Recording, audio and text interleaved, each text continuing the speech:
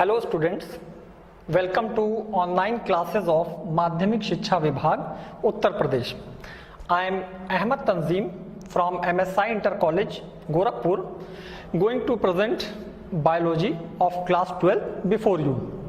बच्चों, इससे पहले कि हम अपना टॉपिक, अपना सब्जेक्ट स्टार्ट करें, आइए पहले बात कर लेते हैं कि क्लास 12th में बायोलॉजी में हमको क्या क्या पढ़ना होगा। बच्चों, क्लास 12th की बायोलॉजी इसको 5 यूनिट में डिवाइड किया गया। There are 5 units.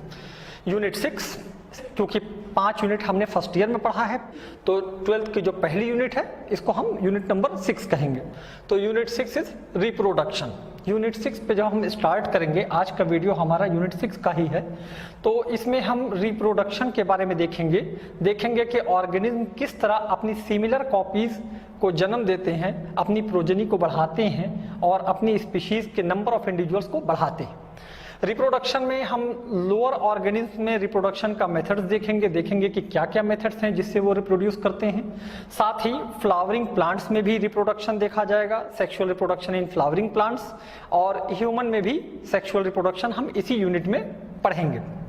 इसके अलावा हम इस यूनिट में रिप्रोडक्टिव हेल्थ की भी बात करेंगे। बच्चों, इसके बाद जब यूनिट 7 आएगा, जेनेटिक्स एंड इवोल्यूशन, तो इसमें हम इनहेरिटेंस ऑफ कैरेक्टर्स की बात करेंगे, यानी कैरेक्टर्स किस तरह एक जनरेशन से दूसरे जनरेशन यानी पेरेंट से ऑफस्प्रिंग तक जाता है और वो किन लॉज को फॉलो करता है, तो उन लॉज को हम इस यूनिट में पढ़ेंगे। साथ ही हम मॉलिक्यूलर बेसिस ऑफ जेनेटिक्स भी देखेंगे। जेनेटिक्स में जीन्स किस तरह अपने आप को एक्सप्रेस करते हैं, किस तरह डीएनए डुप्लीकेट होता है, किस तरह डीएनए से आरएनए बनते हैं और आरएनए से प्रोटीन बनते हैं, इसको भी हम यूनिट नंबर 7 में ही देखेंगे। यूनिट 7 में हम ओरिजिन ऑफ लाइफ की बात करेंगे कि पृथ्वी पे जीवन कैसे आया, जीव किस तरह से पृथ्वी पे आए, इसके लिए कौन कौन सी थ्योरीज दी गई हैं, इसकी बात की जाएगी। और इवोल्यूशन पे बात किया जाएगा कि किस तरह जो लाइफ का फॉर्म है उसके अंदर ग्रेजुअल चेंज आया और आज आपको चारों तरफ वेरियस फॉर्म्स ऑफ लाइफ दिखाई दे रहे होंगे। कोई यूनिसेलुलर है, कोई मल्टी सेलुलर है, तो ये जो वेरियस फॉर्म्स ऑफ लाइफ पृथ्वी पे आई है इसको इवोल्यूशन कहा जाता है। It is a gradual change और a long period of time, और इस चेंज को ये कैसे हुआ है, इसकी जो थ्योरीज है वो हम यूनिट 7 में पढ़ेंगे और साथ ही इसके एविडेंसेस भी इस यूनिट में देखेंगे। इस यूनिट में हम ह्यूमन इवोल्यूशन का भी एक आइडिया लेंगे। बच्चों, जब हम यूनिट 8 पे आएंगे तो unit 8 biology in human welfare, यहाँ पर हम कुछ डिजीजेस को देखेंगे, उन डिजीजेस के कॉजेटिव एजेंट्स को देखेंगे, साथ ही कुछ ऐसे माइक्रोब्स को देखेंगे जो हमको फ़ायदा पहुँचाते हैं, और हम क्रॉप इम्प्रूवमेंट की भी बात करेंगे कि किस तरह हमारे जो फूड हैं, क्रॉप हैं, उनको इम्प्रूव किया जा सकता है, अल्टरनेटिव फॉर्म डेवलप किए जा सकते हैं फूड्स के। तो ये सारी चीज़ें हम यूनिट 8 में देखेंगे। बच्चों, जब यूनिट 9 शुरू होगा, यूनिट 9 बायोटेक्नोलॉजी, जो एक बहुत ही इम्पॉर्टेंट यूनिट है, ये जब यूनिट शुरू होगा बायोटेक्नोलॉजी, तो बायोटेक्नोलॉजी में हम ये देखेंगे कि किस तरह जीन्स को मैनिपुलेट किया जाता है ह्यूमन वेलफेयर के लिए, इंसानियत की भलाई के लिए। तो बायोटेक्नोलॉजी में हम जीन्स के मैनिपुलेशन की प्रोसेस देखेंगे कि किस तरह जीन्स को मैनिपुलेट करके अलग अलग तरह के प्रोडक्ट्स बनाए जाते हैं जो हमारे फायदे के लिए होते हैं। साथ ही किस तरह पेस्ट रेजिस्टेंट प्लांट बनाए जाते हैं, इनका मेडिसिन में किस तरह इस्तेमाल किया जाता है, रिसर्चेस में किस तरह इस्तेमाल किया जाता है। तो हम इसकी प्रोसेस भी देखेंगे और इसकी एप्लीकेशन भी देखेंगे। बच्चों, जब हम यूनिट 10 पर आएंगे, यूनिट 10 इकोलॉजी, तो हम अपने चारों तरफ पाए जाने वाले ऑर्गेनिज्म्स जो कि बायोटिक कंपोनेंट हैं, जो हमसे रिलेटेड हैं, जो बायोटिक कंपोनेंट, उनकी बात करेंगे, और साथ ही जितने भी एबायोटिक कंपोनेंट्स हैं, नॉन लिविंग फैक्टर्स हैं जो हमको इन्फ्लुएंस करते हैं, उनकी बात करेंगे, और किस तरह हम एक दूसरे से रिलेटेड हैं इसकी भी बात हम इकोलॉजी में करेंगे। इकोलॉजी में हम इकोसिस्टम को भी देखेंगे कि इकोसिस्टम क्या होता है और उसकी कैरेक्टरिस्टिक्स को जानेंगे, और इसके अलावा हम कंजर्वेशन पे भी बात करेंगे और बायोडाइवर्सिटी पे भी इसी यूनिट में बात की जाएगी। इस यूनिट में कुछ एनवायरमेंटल इश्यूज जैसे पॉल्यूशन या कुछ जियोकेमिकल साइकिल्स, उसको भी हम लोग यूनिट 10 में देखा जाएगा। बच्चों, आज का जो हमारा वीडियो है वो हमारा यूनिट 6 रिप्रोडक्शन का वीडियो है जो हम शुरू करने जा रहे हैं। तो आइए सबसे पहले देखते हैं कि आज हमको यूनिट 6 में रिप्रोडक्शन में क्या पढ़ना होगा। बच्चों यूनिट 6 रिप्रोडक्शन को 4 चैप्टर्स में बांटा गया है। चैप्टर 1 जो आज हमको देखना है, चैप्टर 1 रिप्रोडक्शन इन ऑर्गेनिज्म्स है, जिसमें हम ऑर्गेनिज्म में किस किस तरह से रिप्रोडक्शन होते हैं इसको एक नज़र देखा जाएगा, और इनके जो अलग अलग मेथड्स हैं उसको देखा जाएगा, और देखने के बाद और देखा जाएगा। चैप्टर 2 में हम sexual reproduction in flowering plants देखेंगे कि फ्लावरिंग प्लांट्स में जिनके अंदर फूल खिलते हैं एंजियोस्पर्म्स में सेक्सुअल रिप्रोडक्शन का क्या प्रोसेस है, पूरी डिटेल इसकी चैप्टर 2 में देखा जाएगा। चैप्टर 3 में ह्यूमन रिप्रोडक्शन देखा जाएगा, male reproductive organs, female reproductive organs, और किस तरह ये रिप्रोडक्टिव ऑर्गन्स गैमीट्स बनाते हैं, फर्टिलाइजेशन होता है, और फर्टिलाइजेशन की बाद की सारी प्रोसेस हम चैप्टर 3 में देखेंगे। जब हम चैप्टर 4 पर आएंगे तो इसमें हम रिप्रोडक्टिव हेल्थ की बात करेंगे, बर्थ कंट्रोल की बात करेंगे, और कुछ रिप्रोडक्टिव हेल्थ से रिलेटेड कुछ टेक्नोलॉजीज को भी देखेंगे, जिसको ART कहा जाता है, असिस्टेड रिप्रोडक्टिव टेक्नोलॉजीज, उसको हम इस चैप्टर में देखेंगे।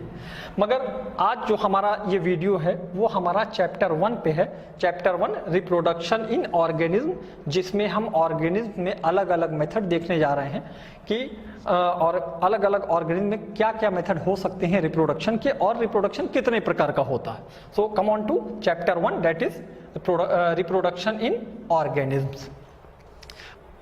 बच्चों इस चैप्टर को अपनी आसानी के लिए कुछ इंपॉर्टेंट टॉपिक्स में बांटा गया है, और इसका 2 पार्ट किया गया है, पार्ट 1 और पार्ट 2। आज अपने इस वीडियो में हम पार्ट 1 देखेंगे।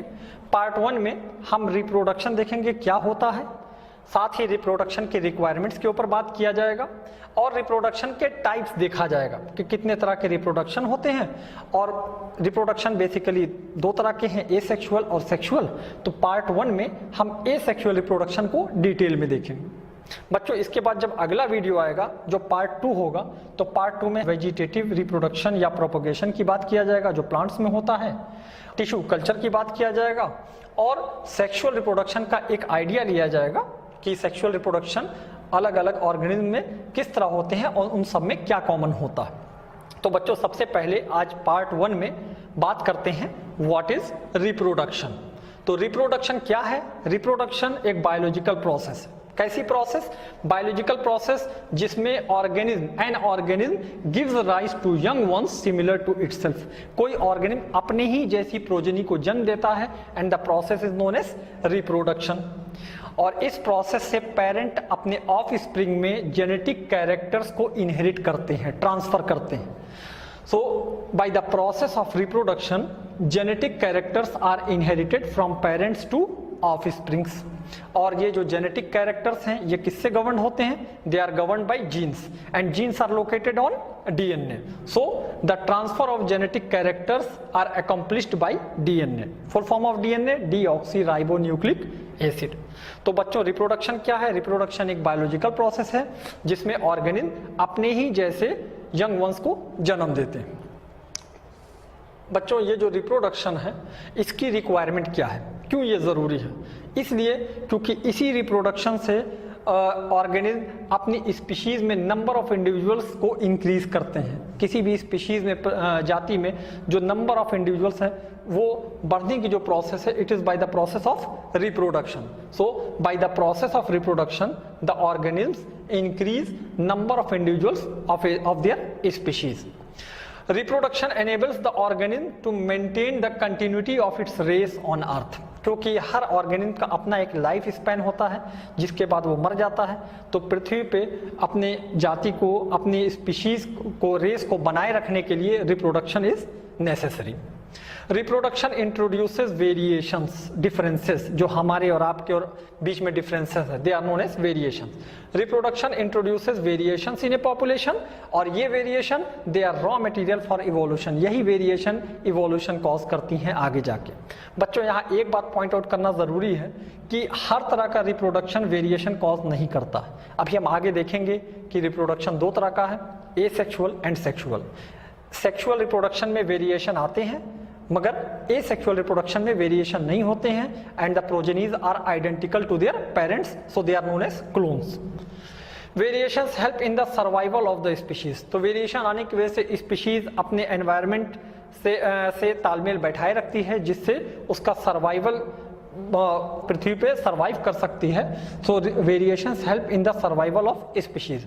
बच्चों ये जो एनवायरनमेंट है ये बदलता रहता है, धीरे धीरे चेंज होता रहता है, और अगर स्पीशीज में वेरिएशंस ना हो तो स्पीशीज अपने एनवायरनमेंट से ढल नहीं पाएगी और धीरे धीरे कमज़ोर होती जाएगी। एनवायरनमेंट बदलता जाएगा मगर स्पीशीज अगर वेरिएशन नहीं होगा तो स्पीशीज नहीं ढल पाएगी, जिसकी वजह से वो कमज़ोर होगी और पृथ्वी से मिट जाएगी। इसलिए variations help in the survival of the species. बच्चों ये जो रिप्रोडक्शन है ये दो तरह का है, one is asexual reproduction and other is sexual reproduction. अगर रिप्रोडक्शन सिंगल ऑर्गेनिज्म से हो रहा है तो इस तरह के रिप्रोडक्शन को एसेक्सुअल रिप्रोडक्शन कहा जाएगा, और अगर रिप्रोडक्शन दो ऑर्गेनिज्म से हो रहा है, two organism come together and produce one or more progenies, तो अगर दो ऑर्गेनिज्म से रिप्रोडक्शन हो रहा है तो it is known as sexual reproduction. Asexual reproduction, in this type of reproduction, single organism produces one or more progenies, whereas in sexual reproduction, two organisms together produces one or more progenies. तो आज का जो हमारा video है ये asexual reproduction के ऊपर है। सेक्सुअल रिप्रोडक्शन हम आने वाले वीडियोस में पढ़ेंगे। तो बच्चों आइए सबसे पहले बात करते हैं एसेक्सुअल रिप्रोडक्शन की डिटेल में।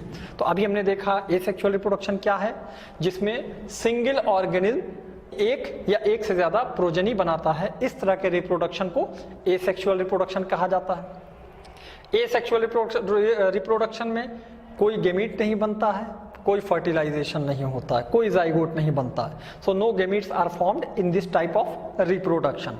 और जो प्रोजेनी बनेंगे वो अपने पेरेंट के बिल्कुल आइडेंटिकल होंगे, they are identical to their parents, so they are known as clones. This type of reproduction is mainly found in lower organism। तो ये asexual reproduction चूंकि ये simple process है, so इसलिए it is mainly found in lower organism। बच्चों अगर हम इन methods को देखें इस asexual reproduction का, तो अलग अलग ऑर्गेनिज्म अलग अलग तरीके से रिप्रोडक्शन करते हैं। Number one, binary fission. Binary मतलब दो, फिशन मतलब टूट जाना, यानी जिसमें एक single cell body unicellular organism वो दो में टूट जा रहा, दो सेल में टूट जा रहा है। यूनिसेलुलर ऑर्गेनिज्म दो सेल में टूट जा रहा है, तो इस तरह के रिप्रोडक्शन को कहा जाएगा बाइनरी फिशन। बाइनरी का मतलब दो। So in this type the cell body of a unicellular organism mitotically divide. Mitotically इसका मतलब कि जितना क्रोमोसोम पेरेंट में होगा ऑफस्प्रिंग में भी उतने ही नंबर ऑफ क्रोमोसोम्स होंगे। अगर पेरेंट में total number of chromosome is 46 तो ऑफस्प्रिंग में भी 46 एंड 46 होंगे, बट 46 ह्यूमंस का होता है, ये मैंने खाली एग्जांपल दिया। So in this type, the cell body of a unicellular organism mitotically divide and form two unicellular organism। तो इसमें ये माइटोटिकली डिवाइड कर रहे हैं यूनिसेलुलर ऑर्गेनिज्म, सिंगल ऑर्गेनिज्म, और दो सेल बना रहे हैं, दो प्रोजेनी बना रहे हैं। तो इस तरह के रिप्रोडक्शन को बाइनरी फिशन कहा जाता है। Example amoeba. अमीबा में पेरेंट बॉडी है और वो डिवाइड करके दो डॉटर सेल बना रहा है। तो इस तरह के डिवीजन में, अमीबा में जो डिवीजन हो रहा है, इसमें जो सेल डिवाइड कर रहा है वो किसी भी तरह से डिवाइड कर सकता है। तो अमीबा में जो सेल डिवीजन है, बाइनरी फिशन है, इसको इर्रेगुलर बाइनरी फिशन कहा जाएगा, क्योंकि कहीं से भी ये कट सकता है, कहीं से भी ये डिवाइड हो सकता है। वेयरएज इन पैरामीशियम, पैरामीशियम में अगर आप देखिएगा तो parent single unicellular parent body वो दो सेल में डिवाइड हो रही है, मगर डिवाइड करने के लिए जो फरो बन रही है वो हॉरिजॉन्टली बन रही है। तो ये हॉरिजॉन्टली बनती है, ट्रांसवर्स बन रही है, which is known as horizontally. तो इस तरह का जो बाइनरी फिशन होगा इसको कहा जाएगा transverse binary fission. Whereas Euglena को अगर देखा जाए तो यूग्लिना में जो पेरेंट बॉडी है वो दो सेल में डिवाइड हो रही है, और इसमें जो फरो बन रहा है, जो डिवीजन हो रहा है, plane of division, it is longitudinal. तो इस तरह के बाइनरी फिशन को लॉन्गिट्यूडनल बाइनरी फिशन कहा जाएगा। But in all the cases, a single parent body divides and produce two unicellular organism। बच्चों जो दूसरे तरह का रिप्रोडक्शन है, एसेक्सुअल रिप्रोडक्शन है, वो मल्टीपल फिशन। मल्टीपल फिशन जिसमें एक यूनिसेलुलर ऑर्गेनिज्म दो से ज्यादा यानी बहुत सारे यूनिसेलुलर ऑर्गेनिज्म को प्रोजेनी को जन्म देने जा रहा है। In this type, the cell body of a unicellular organism divide and produces many unicellular progenies. Example, Plasmodium. Plasmodium की लाइफ साइकिल आपने फर्स्ट ईयर में पढ़ा हुआ है। प्लाज्मोडियम का कीटाणु जब इसका जन्म बॉडी में जाता है तो बॉडी में जा करके ये लीवर के साथ साथ, लीवर सेल्स के साथ साथ ये आरबीसी को भी इन्फेक्ट करता है, और जब ये आरबीसी में जाता है तो आरबीसी के अंदर जाकर ये शाइजोंड बनाता है और उसके अंदर न्यूक्लियस डिवाइड करती है, बहुत सारे डॉटर न्यूक्लियाई बनते हैं और हर न्यूक्लियाई के चारों तरफ थोड़ा थोड़ा प्रोटोप्लाज्म कंडेंस हो जाएगा और कंडेंस होने के बाद फिर शाइजोंड की वॉल रप्चर करेगी और बहुत सारे मीरोजॉइट्स निकलेंगे जो आगे जाकर के दूसरे सेल्स को इन्फेक्ट करेंगे। तो यहाँ पर एक ऑर्गेनिज्म से, यूनिसेलुलर ऑर्गेनिज्म से दो से ज्यादा यानी बहुत सारे यूनिसेलुलर ऑर्गेनिज्म बन रहे हैं और इस तरह के प्रोसेस को मल्टीपल फिशन कहा जाता है। Example is Plasmodium. Third type of reproduction is cyst formation, जो यूनिसेलुलर ऑर्गेनिज्म में अनफेवरेबल कंडीशन में होता है। जब कभी अनफेवरेबल कंडीशन आएगी, अनफेवरेबल मतलब टेम्परेचर बहुत ज्यादा है, पानी की कमी है, खाने की कमी है, किसी भी तरह की अनफेवरेबल कंडीशन आएगी तो जो यूनिसेलुलर और सेलुलर ऑर्गेनिज्म है वो अपने चारों तरफ एक हार्ड वॉल बना लेते हैं और इस हार्ड और रेजिस्टेंट वॉल को सिस्ट कहा जाता है और ये तब तक वैसे ही पड़े रहते हैं जब तक फेवरेबल कंडीशन ना आ जाए। इस सिस्ट के अंदर बहुत सारे न्यूक्लियाई बन जाते हैं और जब फेवरेबल कंडीशन आती है तो सिस्ट की वॉल टूटती है और बहुत सारे ऑर्गेनिज्म बाहर निकलते हैं, यूनिसेलुलर ऑर्गेनिज्म। तो इस तरह के रिप्रोडक्शन को cyst formation, reproduction by cyst formation कहा जाएगा। During unfavourable conditions some organism develop a hard resistant wall which is known as cyst. और जब फेवरेबल कंडीशन आएगी, when favourable condition arises, these organisms divide by multiple fission and produces many offspring। इनकी जो cyst की दीवार है वो rupture कर जाएगी और इस तरह के रिप्रोडक्शन को कहा जाता है reproduction by cyst formation. Example is amoeba. Next type of reproduction is budding. Bud small outgrowth. बहुत सारे लोअर ऑर्गेनिज्म में कुछ स्पेशलाइज्ड सेल्स होते हैं जिनके अंदर रिजनरेशन की एबिलिटी होती है, दे कैन रिजनरेट। तो ये स्पेशलाइज्ड सेल्स जो हैं ये पेरेंट बॉडी पे एक छोटी सी आउटग्रोथ बनाते हैं जिसको बड कहा जाता है और ये बड फिर आगे चल के नए ऑर्गेनिज्म का निर्माण करते हैं, यानी ये बड डेवलप करके नया ऑर्गेनिज्म बना लेते हैं। Example is hydra and yeast. अगर हाइड्रा को देखिए तो पेरेंट बॉडी पे एक छोटी सी आउटग्रोथ हुई फ्रॉम स्पेशलाइज्ड सेल्स, छोटी सी आउटग्रोथ हुई, इस आउटग्रोथ को बड कहा जाएगा। फिर ये बड बढ़ती चली गई और फिर इस बड ने टेंटेकल्स और माउथ बना लिया और धीरे धीरे करके एक यंग हाइड्रा बना जो पेरेंट बॉडी से डिटैच होकर के और वो अलग हो जाएगा। इस तरह से जो रिप्रोडक्शन हो रहा है this is reproduction bye budding.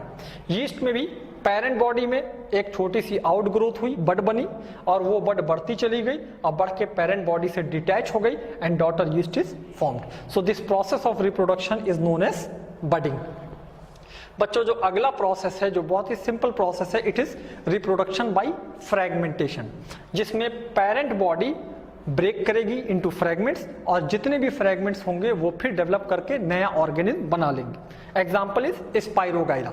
Spirogyra जितनी भी फ्रैगमेंट बनेगी हर फ्रैगमेंट डेवलप करके एक नया ऑर्गेनिज्म बना लेगी और ये है reproduction by fragmentation. In this method the body of the parent organism breaks into fragments and each fragments grows and produces new organism. Example spirogyra. Next type of asexual reproduction is sporulation, reproduction by spores. Spores क्या हैं? Spores are specialized structures which are meant for asexual reproduction.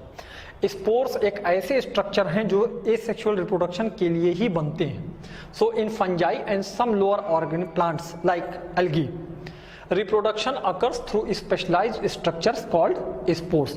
और ये spores favourable condition में germinate करेंगे, जब इनको ठीक condition मिल जाएगी तो ये जर्मिनेट करेंगे and produces new organism. So this type of reproduction is known as sporulation. बच्चों स्पोर्स कई तरह के होते हैं, अलग अलग तरह के। कुछ स्पोर्स कुछ टाइप्स यहाँ दिखाए गए हैं। नंबर 1 ज़ूस्पोर्स। ज़ूस्पोर्स ऐसे स्पोर्स जो मोटाइल हो, सेल के अंदर बन रहे हैं। These are simplest spores which are motile. Motile का मतलब ये मूवमेंट कर सकते हैं, इसका मतलब इनके अंदर मूवमेंट करने के लिए कोई स्ट्रक्चर मौजूद है, सीलिया और फ्लैजेला। तो जो स्पोर्स मोटाइल होंगे, जो मूवमेंट कर सकें, which are formed inside the cells, they are known as zoospores. Example is Chlamydomonas. जो स्पोर नॉन मोटाइल हो और सेल पेरेंट बॉडी के अंदर बन रहा हो, it is known as aplanospores. Aplanospores, these are non motile spores which are produced inside the cells. तो अगर ये नॉन मोटाइल है, इनके पास मूवमेंट करने के लिए कोई स्पेशल ऑर्गन नहीं है, कोई सीलिया फ्लैजेला नहीं है, so they are non motile and produce inside the parent body, तो इस तरह के स्पोर को एप्लानोस्पोर कहा जाएगा। हाइप्नोस्पोर, हाइप्नोस्पोर ये भी एक तरह के एप्लानोस्पोर ही हैं, मगर इसमें इनकी जो स्पोर की दीवार है ये थिक होती है। तो these are like aplanospores but have thick spore walls, तो इनकी दीवार थिक होगी। ये एप्लानोस्पोर और हाइप्नोस्पोर दोनों अनफेवरेबल कंडीशन में बनते हैं, जबकि zoospore it is formed in favourable condition. चौथे तरह का spore conidia. Conidia which is also non motile, ये भी नॉन मोटाइल है, but it is formed outside the parents body. These are non-motile spores which are produced outside the cell या parent body. So these are conidia. Example is penicillium. बच्चों ये जो अलग अलग spores हैं एक बार समराइज किया जाए फिर से। ज़ूस्पोर ऐसे स्पोर जो पेरेंट बॉडी के अंदर बन रहे हैं और मोटाइल है। एग्जाम्पल क्लेमाइडोमोना। एप्लानोस्पोर ऐसे स्पोर जो पेरेंट बॉडी के अंदर बन रहे हैं मगर नॉन मोटाइल हैं और अनफेवरेबल कंडीशन में बन रहे हैं, so they are aplanospore. Example is spirogyra.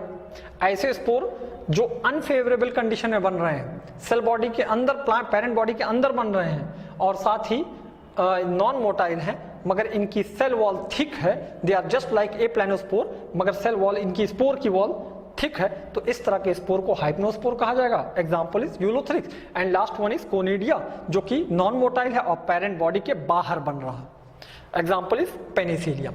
So spore से जब रिप्रोडक्शन होगा तो इस तरह के रिप्रोडक्शन को कहा जाएगा स्पोरुलेशन। Then gemmules. अगर स्पंज को देखा जाए तो स्पंज के अंदर स्पेशलाइज्ड इंटरनल बड्स बनती हैं और ये बड्स रिप्रोडक्शन में हेल्प करती हैं।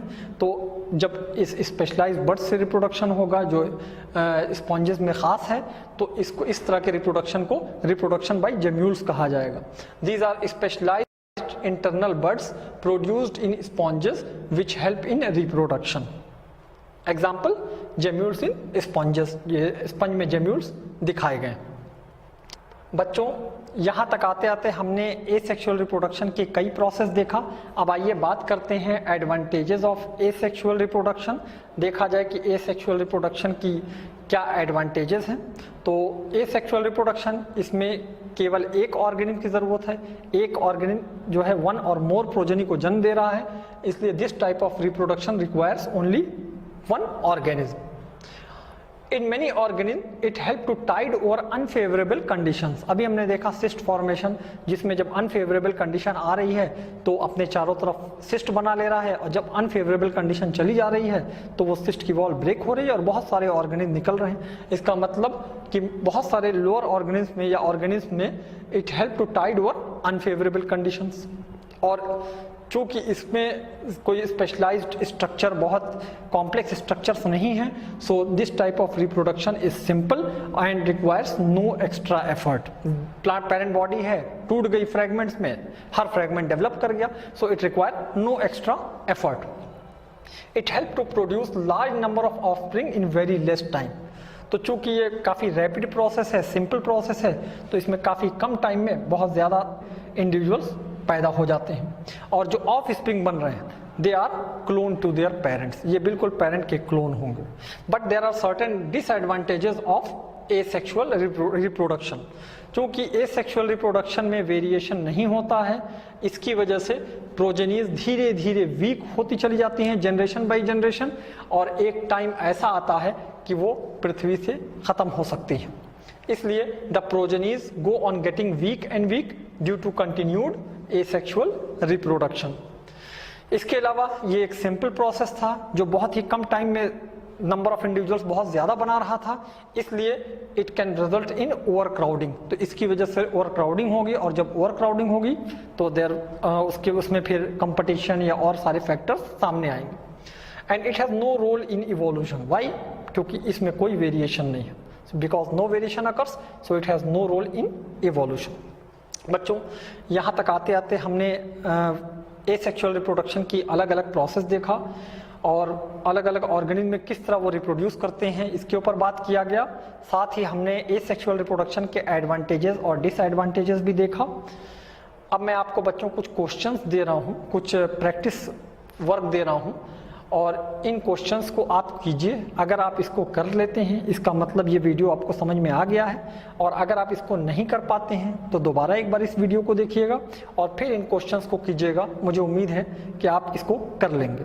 और जब हमारा पार्ट सेकंड स्टार्ट होगा, जो अगला पार्ट है पार्ट सेकंड, तो इस पार्ट सेकंड में हम वेजिटेटिव रिप्रोडक्शन या प्रोपगेशन देखेंगे प्लांट्स में, जो कि एक बहुत ही इंपॉर्टेंट टॉपिक है। साथ ही टिश्यू कल्चर के ऊपर बात किया जाएगा और सेक्सुअल रिप्रोडक्शन का इंट्रोडक्शन देखा जाएगा। तब तक के लिए थैंक यू।